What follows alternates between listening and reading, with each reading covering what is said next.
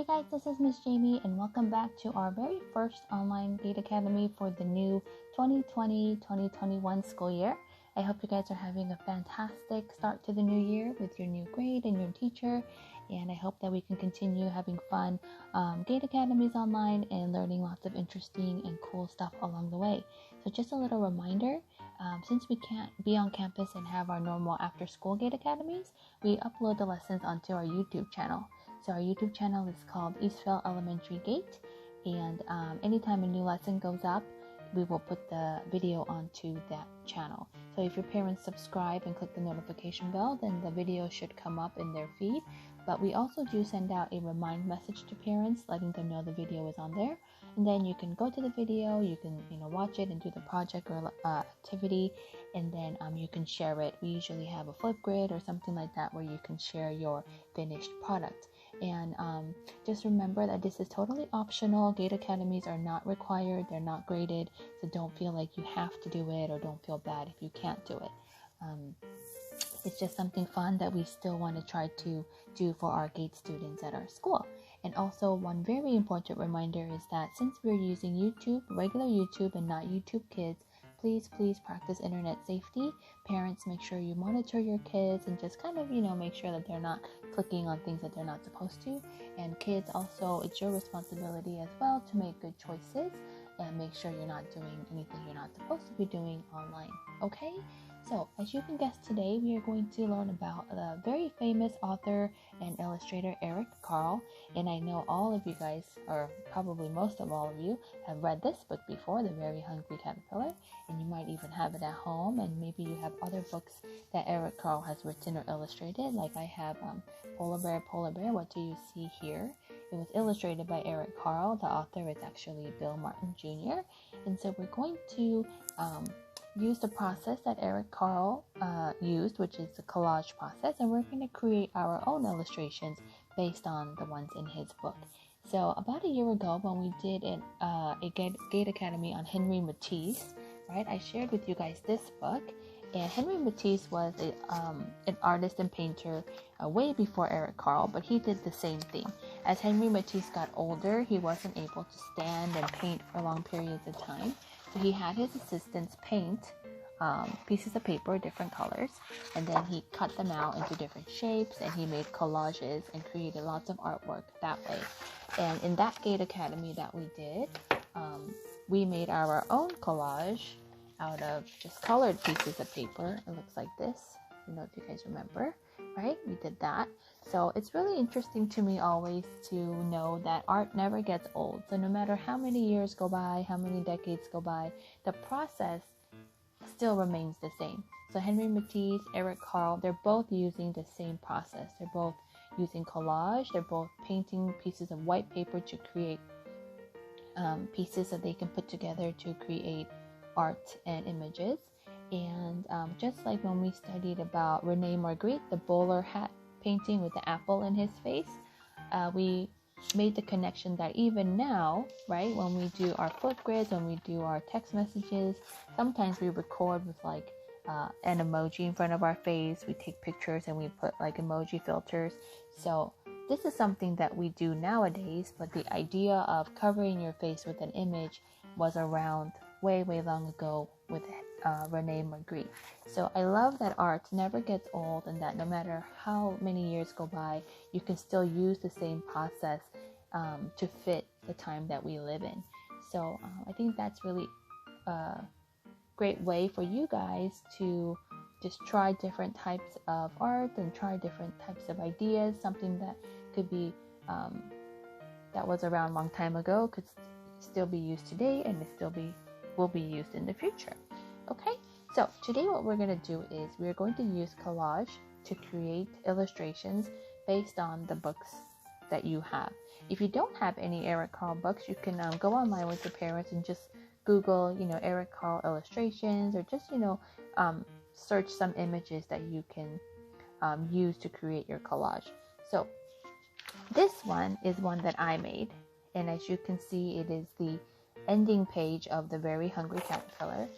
So at the very end, when the caterpillar turns into a beautiful butterfly, right, this is the picture that I looked at, and I created this. I could fit it on both pages as my art. Now this is a very hard one, right? Because it has lots of colors, it has lots of shapes, it has lots of layers. So you don't have to do this one. You can just do a very simple one. And if you look in his books, there are some very simple images. Like you can do the orange, or you can do, the plum. You can do any one of these foods or whatever you want. You can do the sun, right? The sun is pretty easy and very iconic. There's the sun right here, right? Very iconic. And I'm going to show you now how to make the pages that you need to create the collage. Now, a collage is a layered art, okay? So if you see here, I didn't paint everything like on one layer. I painted green paper, blue paper, yellow paper, purple paper, and then I cut and I layered them on. So I put this purple one down first, and then I put the yellow eye, and then I put the red circle, the yellow circle, the green circle. So I layered the colored pieces of paper, and that's what a collage is, okay? So the first thing you're going to do is you need some white pieces of paper. You need white pieces of paper to paint on, and then you need one extra white paper to glue your image on at the end, okay? So after you gather all your white pieces of paper, get some paint, and I used acrylic paint. And this is the kind of paint that doesn't come off your clothes. So if you're going to use acrylic paint, make sure you wear something that you can get paint on. But if you don't have acrylic paint, you can use watercolors. You can use just regular paint if you have it. But if you don't have paint at all, you can still use markers or crayons. But just to be authentic, we use paint, because that's what Eric Carle used.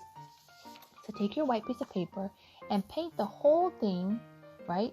Different shades of one color. And what that means is, if you look here on my purple paper, I used dark purple, medium purple, I used some lavender, but this whole paper I only painted purple. I didn't put any, like blue or green or whatever.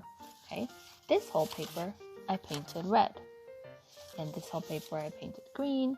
So, and so forth. So whatever image that you choose. So for my butterfly, I needed all these colors. So I painted every sheet, one color that I needed.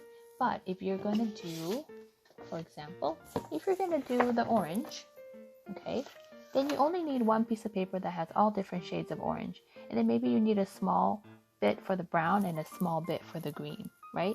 But you don't need any blues or reds or, purple for this one. So you just choose whatever image you want, and then you paint however many pieces of paper according to the colors you need. Now, if you're going to do something like, say, the lollipop, then you'll need one blue paper, one yellow paper, and one brown. The brown, you just need a little bit, so maybe on the side of the yellow, you can paint a little brown. And I want you to pay attention to the yellow here. It has a few red and blue specks.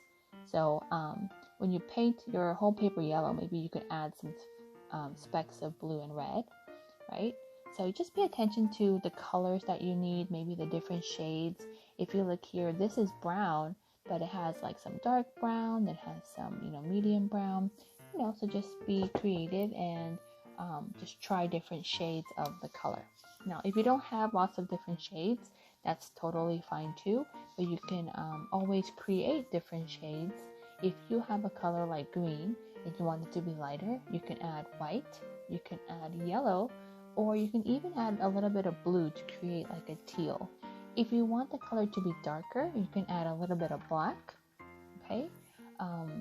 But if you add too much of black, it'll just turn like brown or gray. But if you don't have so many colors, then you can kind of mix the shades on your own, okay? So I'm gonna do a little sample for you, so I can actually show you how to create the collage pieces, okay? So I will actually do this orange here, okay? And so this orange, it's orange mostly, and it has like a brown stem and it has a green leaf, okay? So I am going to use the orange paper that I painted, and notice that I painted a little bit of yellow here too, because orange comes from yellow and red, but I do have places that are only orange, so I'm going to use this for my orange. I'm going to use this for my leaf because this is all green. And then I'm going to use the brown one for my stem. Okay, so now Eric Carle uses scissors, but he also uses a blade to cut it. But don't use a blade, just use, the scissors that you have. And I want you to notice that his shapes are not perfectly smooth. Okay, but there are some choppy lines, and even if you look right here, you can even kind of tell where the scissor had an end point. So don't feel like you have to make your shapes perfectly smooth and perfectly round, because the one unique quality of a collage is that you're cutting it. So when you cut, it's hard to make a perfect circle or a perfect square. So don't feel stressed out if you can't make it perfect, because it's not supposed to be. I'm going to start with this orange, and an orange is generally a circular shape. So I'm going to take my orange paper and I'm going to cut a circular shape out of it, just like that. Okay. Like this, right? And then I need a brown stem. So I'm going to take my brown paper that I painted, and I'm going to do a little stem there like that. Just like this. Okay, it's going to be like this. And then I need a leaf, so I'm going to take my green and I'm going to cut a leaf shape out of it. Okay, and the really cool thing about using all different shades of the same color is that you get really different variations of color depending on where you cut, and then it creates like a unique texture and image. So you see my green leaf here has a little bit of dark green, has a little bit of light green, and it makes it more interesting and pretty.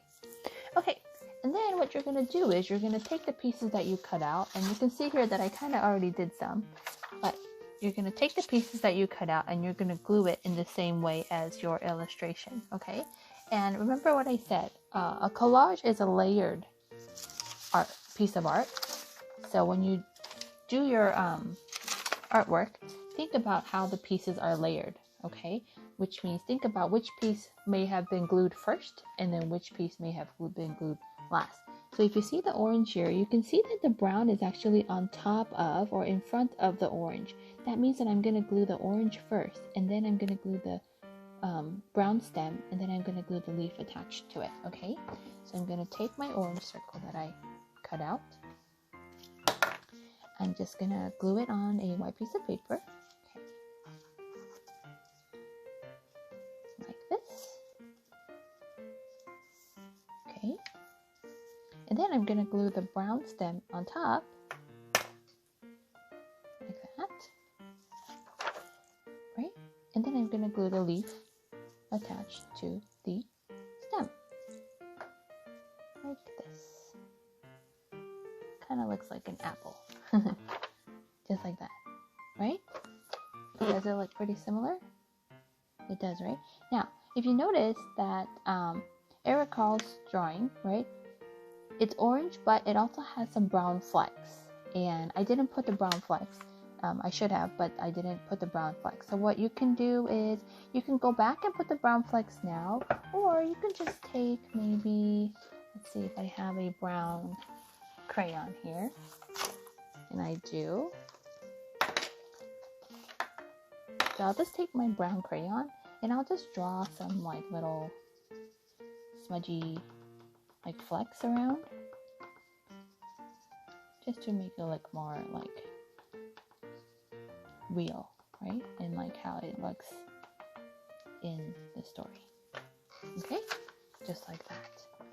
And that makes it look a little bit more realistic, right? Maybe I can take a hole puncher and I can even punch a hole, because this is the part of the story where the caterpillar ate through the fruit, right? So I can like punch a hole like that, okay, to make it look more real, right? That looks pretty good. Okay, so that's what you're gonna do. So I did here, I did the watermelon here as well. and I did the lollipop. The lollipop was a little bit trickier because I had to cut out a spiral, so that was a little bit tricky. But this is what you're gonna do, okay? So you can do just one image, or you can do, many images. You can try to tackle the big one like this, but just do whatever you feel the most confident in doing. Don't worry about the way the shapes look. Just have fun, be creative, and then hopefully we can have a flip or something to share so we can see all your wonderful images. And when you share your project on Flipgrid, if you have the book or something with you, then show us what your inspiration was. Like I would, put a picture like this or something so you can see that I wanted to do the watermelon. But if you don't, that's fine too. Okay, so all right, well, I hope you guys have a fun time doing this project. There is a video, a really fascinating video about Eric Carle, about his life, about his process. I will try to link that in the description box below so you guys can watch it. It's a little bit long, but if you're interested in art and how artists work, then it's a really good video to watch. And I hope you guys are inspired by Eric Carle and his love of color and animals and shapes. And I hope you guys have a fun time creating a masterpiece of your own. All right, okay then, I will see you next time in the next video. Bye bye.